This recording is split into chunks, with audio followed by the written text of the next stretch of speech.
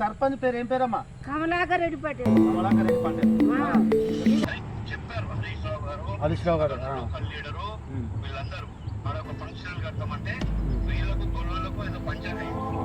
రోడ్డుకి ఎందుకుంటారా వాడికి రాళ్ళు ఉండాలి ఈడు ఉండాలి అనుకుంటూ మమ్మల్ని ఇట్లా తిట్టుకుంటూ మరీ మమ్మల్ని గోస కట్టి ఎందుకు వచ్చింది మీది కాదని పంచాయత్ సెక్రటరీ తోటి కేసులు పెట్టారు.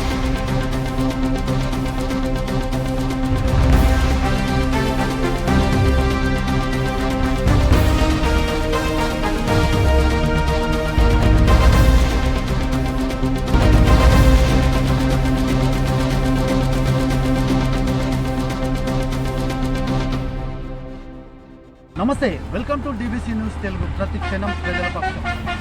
1996లో అప్పుడు కాంగ్రెస్ ప్రభుత్వం పేదల కోసం భూ పంపిణీ చేసింది. సిద్దిపేట జిల్లా నంగనూరు మండలం ముండ్రాయి గ్రామంలో ఈ యొక్క దళితులు ఎస్సీ సామాజిక వర్గానికి సంబంధించిన వ్యక్తులకు దాదాపుగా ఒక 6 మందికి భూమి పంపిణీ చేసింది. అందులో భాగంగా తాడిచెట్టు రాజయ్య, తండ్రి పేరు మీనయ్య, వాళ్లకు 1996లో కూడా కాంగ్రెస్ ప్రభుత్వం భూమి అలర్ట్ చేసింది.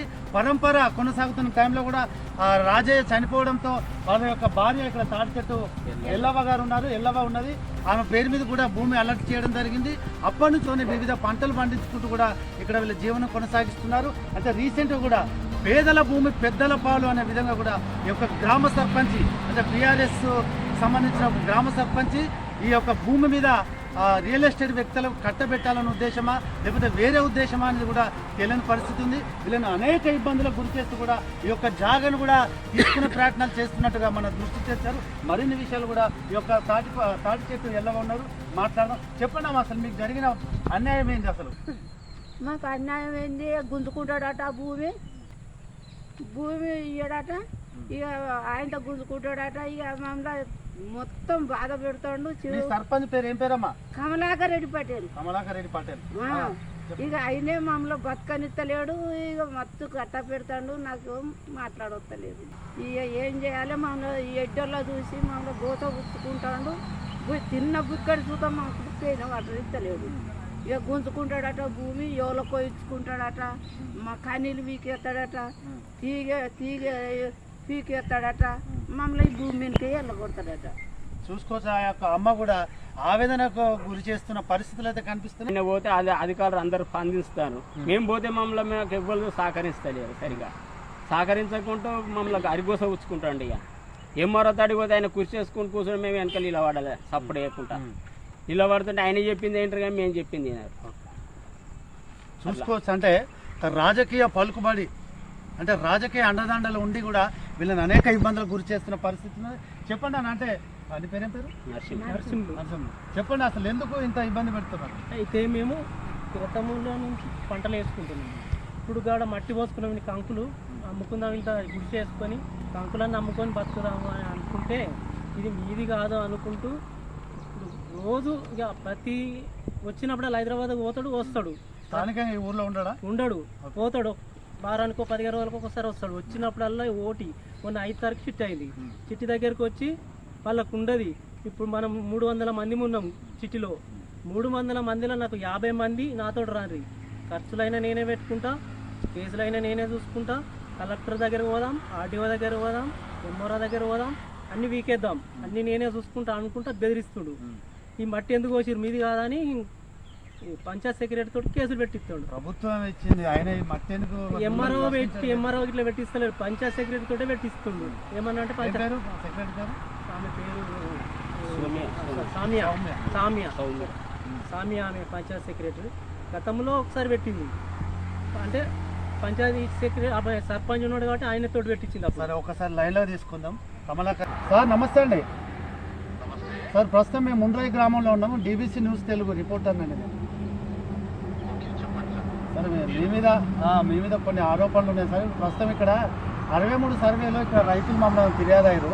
ప్రస్తుతం ఈ జాగా దగ్గర ఉన్నాం sir. Mundrai DBC news Telugu. చెప్పండి.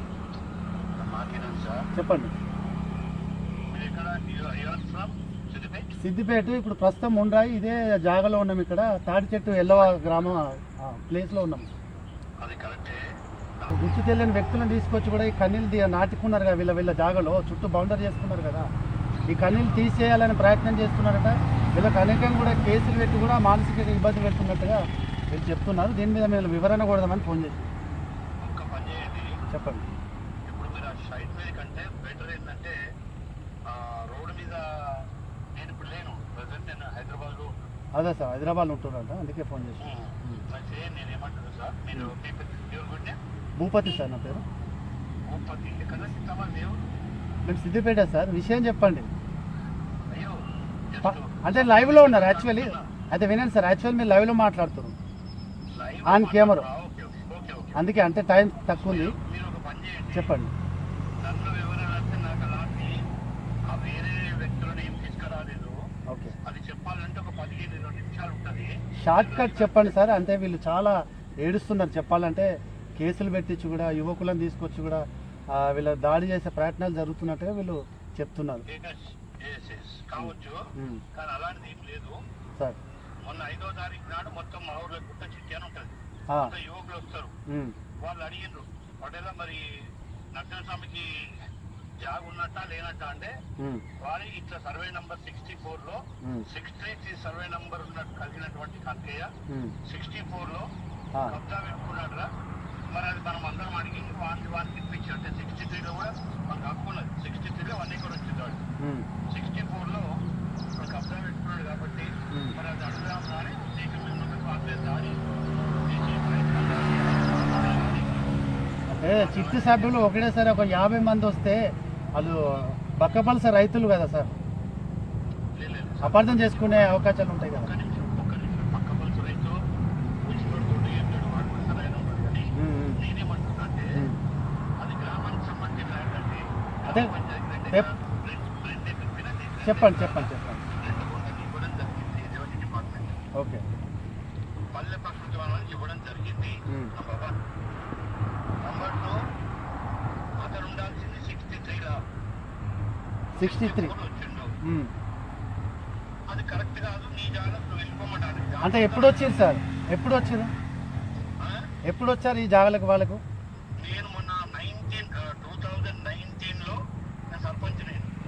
మాజీ సర్పంచ్. నేను సర్పంచ్ అయ్యే వరకే అది ఖాళీ చేసింది. అంతకుముందు గొల్లలకు వాళ్ళకి ఏదో పంచాయతీ ఉందని హరీష్ రావు గారు అప్పుడున్నట్లు ఏదో ఫంక్షన్ కట్టామని ఇద్దరు డ్రాప్ చేయించారు. ఎవరు?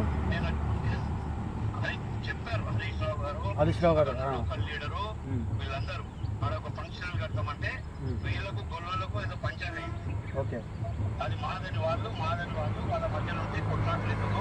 ఒక మంచి కార్యక్రమం ఉద్దేశం మీద వాళ్ళకి చేసినట్టున్నారు. నేను వచ్చేవరకు అది ఖాళీ ఉంది. ఓకే, నేను మొన్న నేను సర్పంచ్ వెళ్ళడం మొన్న ఫిబ్రవరి 2 అయిపోయింది కదా. అయిపోయేదాకా ఎలాంటి ప్రాబ్లమ్స్ లేవు. నా సర్పంచ్ అయిపోయిన తర్వాత అతను కన్నీళ్ళు వాపుకున్నాడు. అప్పుడే ఫాదర్ చనిపోయాడు.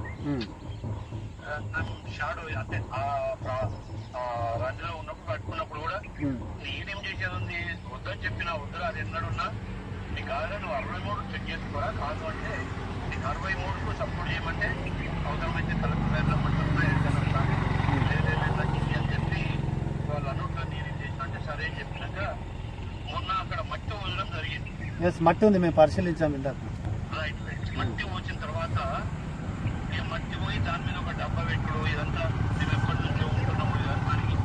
ఎందుకంటే అది గ్రామ పంచాయతీ రేపు పొద్దున డెవలప్ ఇప్పుడు గ్రామ పంచాయతీ రికార్డులో ఉందా సార్ ఇది? అంటే రికార్డు లేదంటే వాళ్ళు హ్యాండ్ ఓవర్ చేసి ఎవరు చేసారు హ్యాండ్ ఓవర్? రెవెన్యూ డిపార్ట్మెంట్ గ్రామ పంచాయతీకి ఎట్లా అలర్ట్ చేస్తుంది? అంటే 1996లో వీళ్ళకి అలర్ట్ చేసింది ఇక మళ్ళీ గ్రామ పంచాయతీకి ఎలా చేస్తుంది?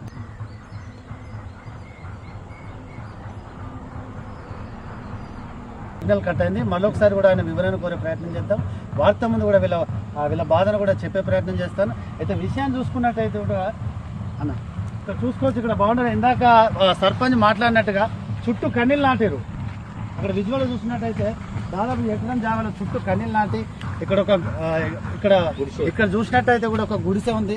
రీసెంట్గా మట్టి పోసి కూడా చాలా కాలం కూడా ఇక్కడ వ్యవసాయం చేస్తారు. అలాగే ఇక్కడ ప్రస్తుతం చూస్తుంటే కూడా కంది చేను అయితే దాదాపు ఒక 3 వరకు పెరిగిన పరిస్థితి ఉన్నది. పచ్చని కంది అయితే చాలా బాగా పెరిగింది. చూసుకోవచ్చు. అంటే జెన్యున్గా వీళ్ళు చాలా సంవత్సరాల నుంచి కూడా వ్యవసాయం చేస్తున్నట్టు కూడా ఇక్కడ కళ్ళ ముందు కూడా మనకు కనిపిస్తున్న పరిస్థితి. ఏది ఏమైనప్పుడు కూడా తక్షణమే ఆర్డీఓ కావచ్చు, దీనికి సంబంధించిన రెవెన్యూ అధికారులు కూడా ఫీల్డ్ మీదకి వచ్చి, లేదా అధికారులకు సంబంధించిన ఇక్కడ గ్రామ పంచాయతీ ఏ సమస్య ఉన్నా కూడా వీళ్ళకు ఒక కమిటీ వేసి కూడా అసలు ఏం వీళ్ళకి తగు న్యాయం చేయాలని కోరుతున్నారు. కెమెరామెన్ రమేష్తో భూపతి, DBC న్యూస్ తెలుగు, సిద్దిపేట.